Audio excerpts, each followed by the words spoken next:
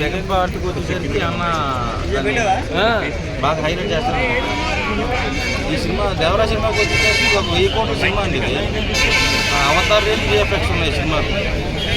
ఇంకా చెప్పేదంటే సైఫ్ అలీ ఖాన్ గారికి మన ఎన్టీఆర్ గారికి వచ్చి ఫైట్ సీన్స్ అయితే అసలు 2 దున్నపోతులు కొట్టుకుంటే ఎలా ఉంటుందో అలా తీశారు అసలు సినిమా.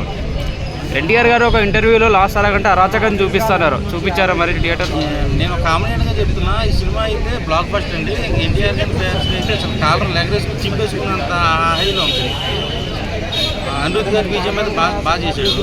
అప్పుడే చాలా సినిమాలు చేశారు, ఈ సినిమాకి ఇంకా కథలు కొట్టేశారు. ప్రకాష్ రాజ్ గారు, శ్రీకాంత్ గారు ఉన్నందులో బాగా చేశారు. జాహ్నవి కపూర్ అయితే మన తెలుగు ఇండస్ట్రీకి ఒక గోల్డెన్ లెక్క అమ్మాయి. ఈ సినిమాతో హిట్ కొట్టింది. ముందు అమ్మాయి ఫ్యూచర్ ఉంటుంది, బాగా చేసింది.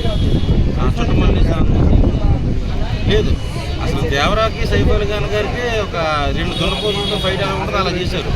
సెకండ్ పార్ట్ కోసం తక్కువ రోజులు ఇచ్చారు. సెకండ్ పార్ట్ కోసం ఏమన్నా దాచిపెట్టి ఉండొచ్చు ఆవిడ క్యారెక్టర్ ఉన్నందులో.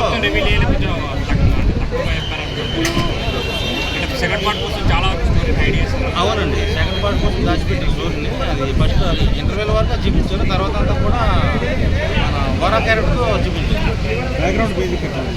అనిరుద్ధ్ గారి బీజం మామూలుగా పాత సినిమాలో రిలీజ్ చేశాడు జైలు రాష్ట్రంలో. ఈ సినిమాతో